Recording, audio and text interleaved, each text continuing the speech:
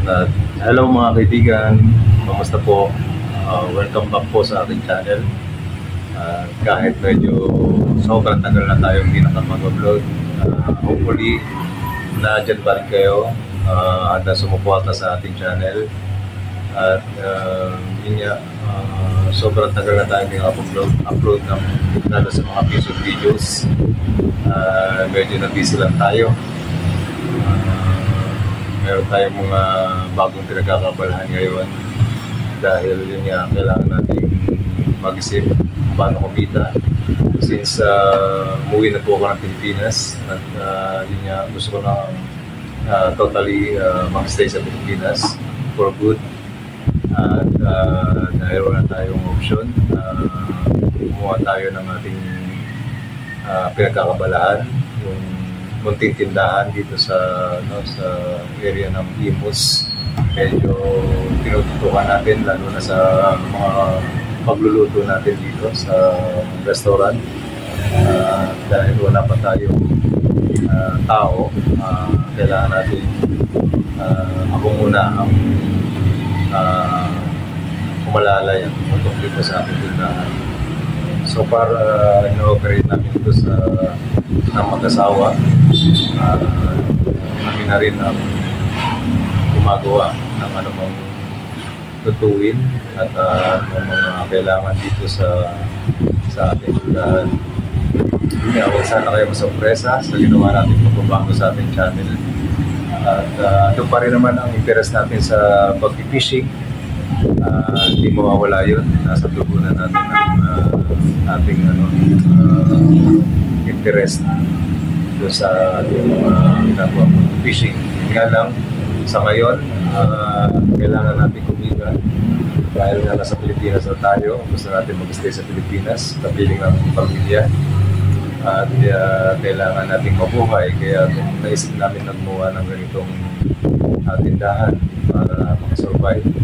At dahil nga kulang pa rin kami sa financial support para sa aming tindahan, kaya kami lang muna ang nag-operate nito at kami na rin ang nagluluto. Ako na rin ang nagluluto ang mga inahanda natin pagkain dito sa ating restaurant.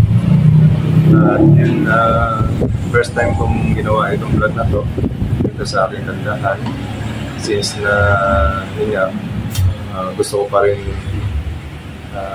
tayo magtuloy-tuloy at magkita at meron kayong maabangan sa akin dito sa aking channel. So naisipan ko na i-continuous kahit na ang mga content natin itong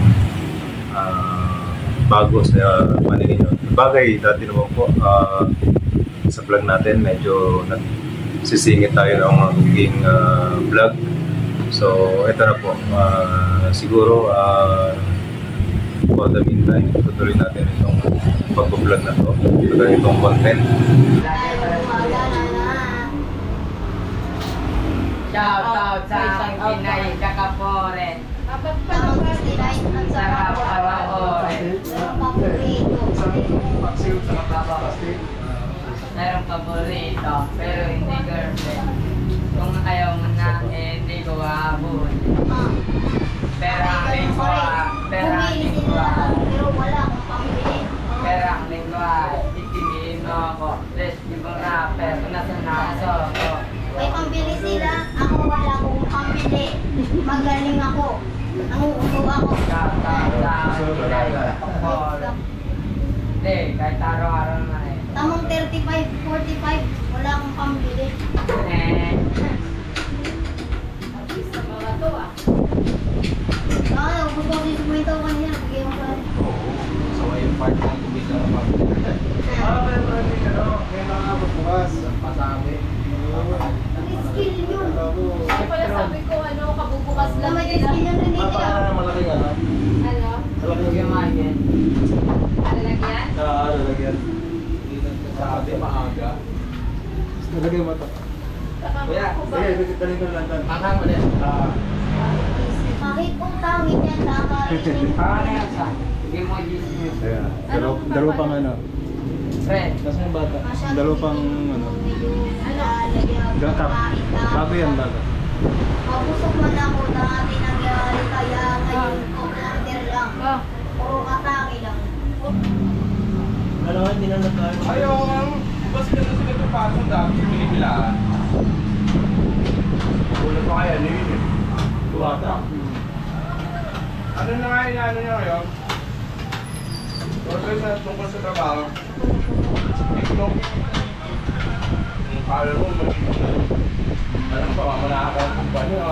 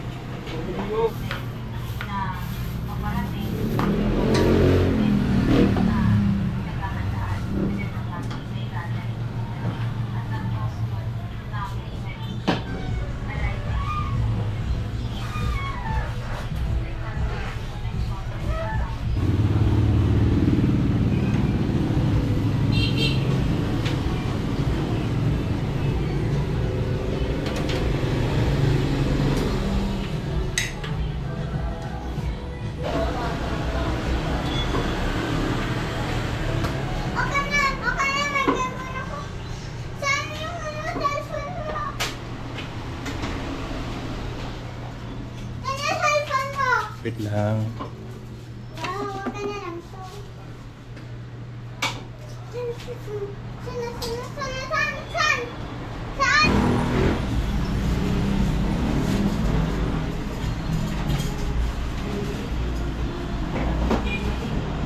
Yung parang ano rin, parang nasabi.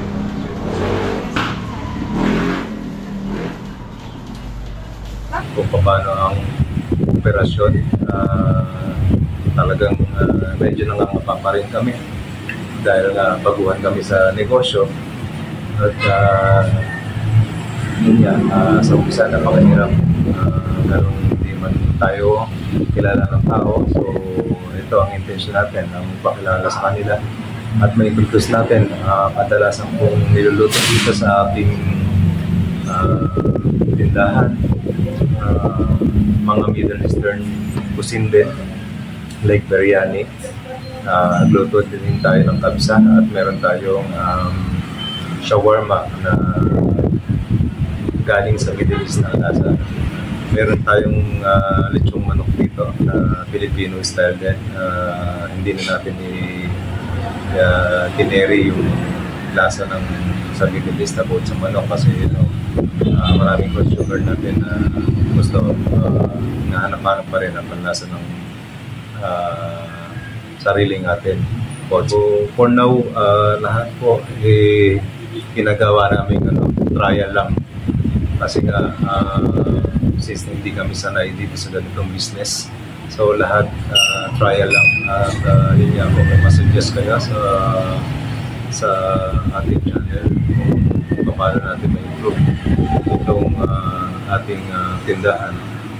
So yun mga kaibigan, hopefully hindi kayo nasurpresa sa mga gagawin natin sa channel na to. Like sinabi ko, medyo makarecover lang tayo at meron tayong medyo magkaroon ng ng tao, meron akong free time. So yun, gagawin pa rin natin kapag fishing, since yun naman ang inopen natin dito sa channel na to, ang fishing vlog. At hopefully ako din na rin kating-kati na ang kamay ko sa gusto ko na talaga makapag-fishing pero hindi ko magawa since talagang wala akong free time at kailangan natin medyo kumita or matutukan itong ating business since na ito lang ang ating source of income as of now. Dahil nga, we just came here by January.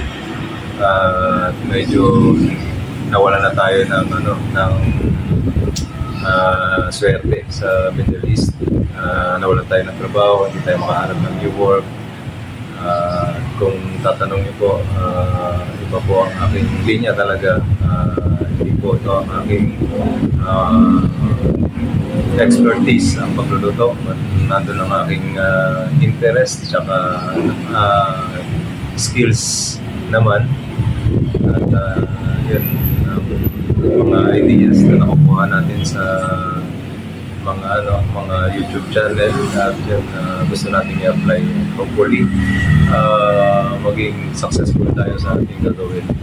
At yun mga kaibigan, salamat po at samahan niyo po ako sa journey, panibagong journey ko dito sa Pilipinas.